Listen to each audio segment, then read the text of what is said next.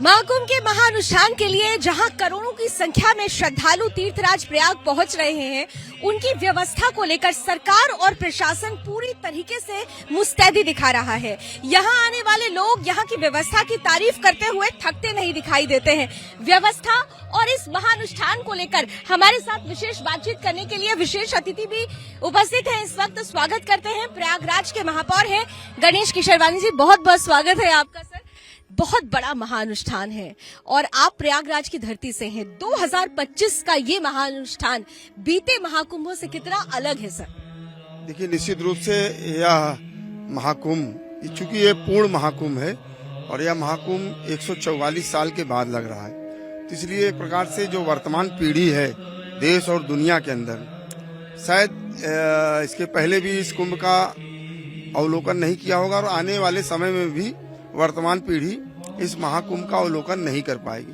और इसी को ध्यान में रखते हुए प्रत्येक व्यक्ति के जीवन को एक व्यापक उद्देश्य देने के लिए देश के यशस्वी प्रधानमंत्री जी ने इस महाकुंभ को एक विशेष महाकुंभ बनाने का प्रयास किया है। माननीय मुख्यमंत्री जी और माननीय प्रधानमंत्री जी के नेतृत्व में हम सब लोगों ने पूरे शहर को सजाने का काम किया। शहर की बुनियादी सुविधाओं को विकसित करने के साथ साथ जो इस महाकुंभ का आध्यात्मिक पक्ष है वो कैसे जन जन तक पहुंचे, इसलिए आज आप यहाँ देख रही होंगे संस्कृति पंडाल का लोकार्पण हुआ, गंगा पंडाल का, जिसमें देश के प्रख्यात सिंगर शंकर महादेव देवन का अद्भुत प्रस्तुति हुई, आपने देखा। इस प्रकार से पूरे सेक्टरों में संस्कृति पंडाल के माध्यम से जो भारत का लोक साहित्य है, लोक जीवन है, लोक कला है, उसको भी एक प्रकार से पुनर्जीवित करने का प्रयास इस महाकुंभ के अवसर पर किया जा रहा है। अनेक सांस्कृतिक कार्यक्रमों के आयोजन के माध्यम से लोगों की अपनी उस मिट्टी से जोड़ने का प्रयास भी हो रहा है। साथ ही साथ जो हमारी युवा पीढ़ी है, मान्यता ये कि भारत दुनिया का सबसे युवा पीढ़ी है।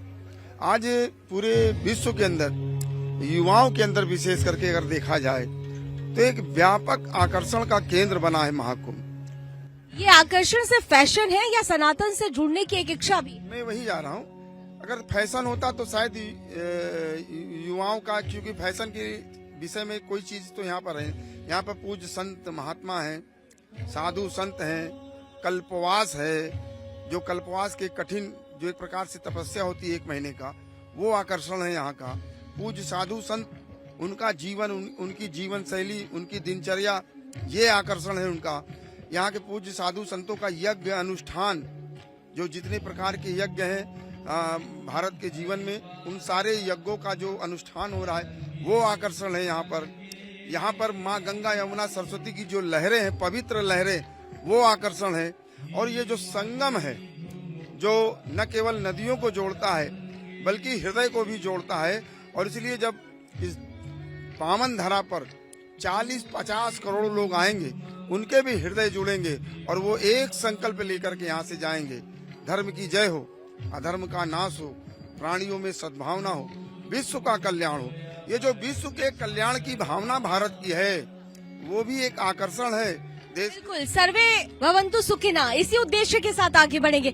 लेकिन यहाँ पर क्योंकि आप महापौर हैं और यहाँ पर ये देखा गया जब महाकुंभ का आयोजन हुआ, अभी 2 दिनों में ही बड़ा रिकॉर्ड टूटा है, लेकिन उस रिकॉर्ड पर भी बहुत सारी ऐसी पॉलिटिकल पार्टी हैं जो संशय दे रही हैं। वो कहती नहीं है कि यहाँ पर इतने श्रद्धालु आ सकते हैं। ये जो संशय करने वाले लोग हैं, जो इस बड़े अनुष्ठान पर भी सवाल खड़ा कर रहे हैं, उनके लिए कुछ कहना चाहेंगे आप? देखिए, मैं तो कहता हूँ कभी कभी इस देश के अंदर हजारों साल केवल स्व की भाषा, स्व की संस्कृति और स्व के शासन के लिए संघर्ष हुआ। उस समय भी इस प्रकार के भारत की संस्कृति, परंपरा, मान्यताओं के विरोधी भारत में ही थे और उसके कारण भारत के अंदर झंझावात हुआ।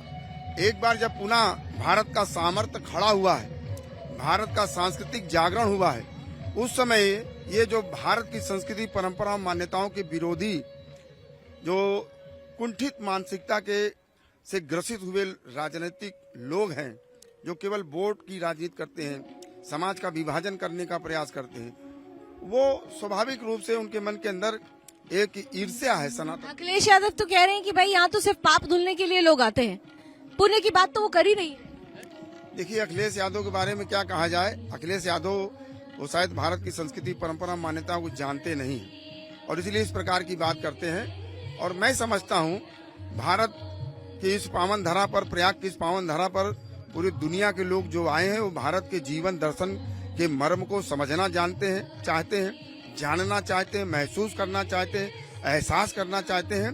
और इस एहसास से विश्व बंधुत्व की जो भावना उभर करके आती है, उसके दुश्मन है ये अखिलेश यादव जी।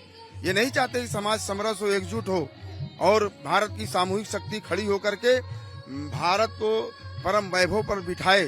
ये सामूहिक शक्ति क्या हिंदू राष्ट्र की तरफ ले जा रही है? क्या इसका डर तो नहीं है इन पॉलिटिकल पार्टीज को? हिंदू राष्ट्र ये जो संकल्पना है, क्या इस बार भी उद्देश्य में, मूल में ये हिंदू राष्ट्र की संकल्पना है?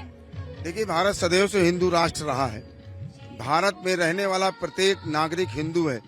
हिंदू एक जीवन संस्कृति है, जीवन परंपरा है और भारत के इस हिंदू संस्कृति में ही ये क्षमता है, ये विराटता है, ये व्यापक सोच है, वो सबको अपनी ओर आकर्षित कर लेता है, समाहित कर लेता है।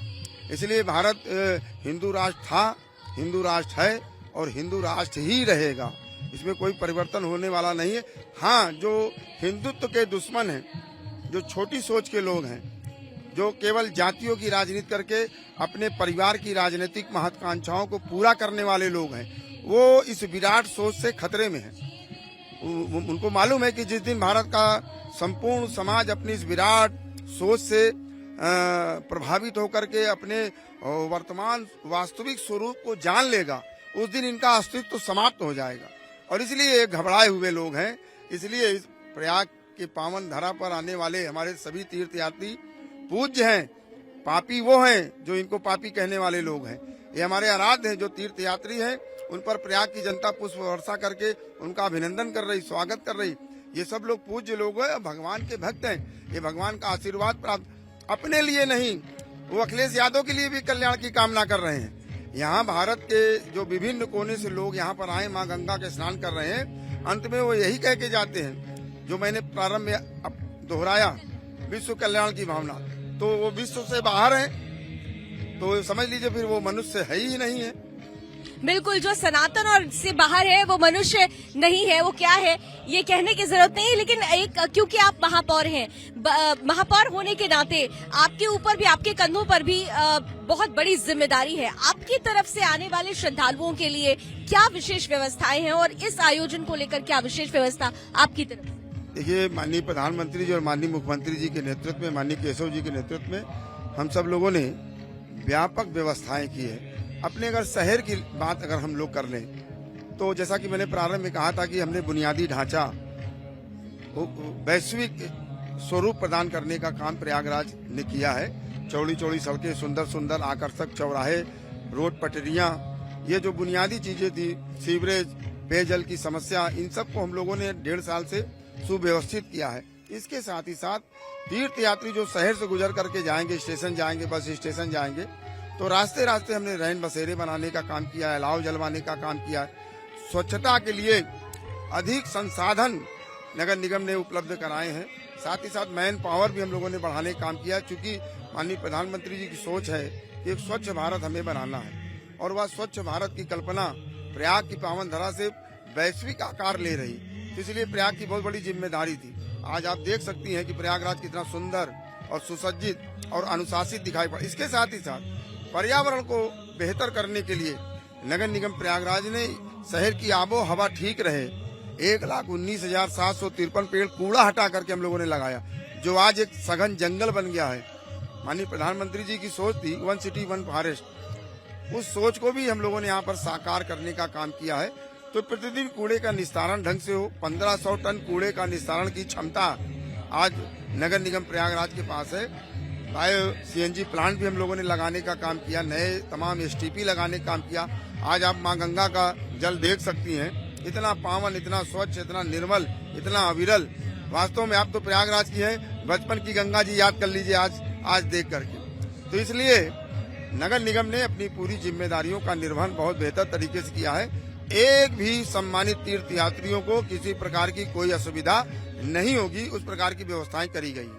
बहुत बहुत धन्यवाद हमारे साथ जुड़ने के लिए। तो देखिए, महापौर हमारे साथ जुड़े हुए थे और उन्होंने स्पष्ट रूप से कहा कि व्यवस्था को दुरुस्त करना ये जिम्मेदारी कंधों पर है और ये जिम्मेदारी निभाने के लिए न केवल सरकारी और प्रशासनिक अमला बल्कि प्रयागराज का हर एक वासी उस जिम्मेदारी को निभाने के लिए तैयार है। श्रद्धालु जो यहाँ आकर खुद आराध्य बन जाते हैं, आराधना में लीन रहते हैं, उनके लिए विशेष व्यवस्थाएं और इस महानुष्ठान को महारूप देने की जो कोशिश है वो साकार रूप ले चुकी है।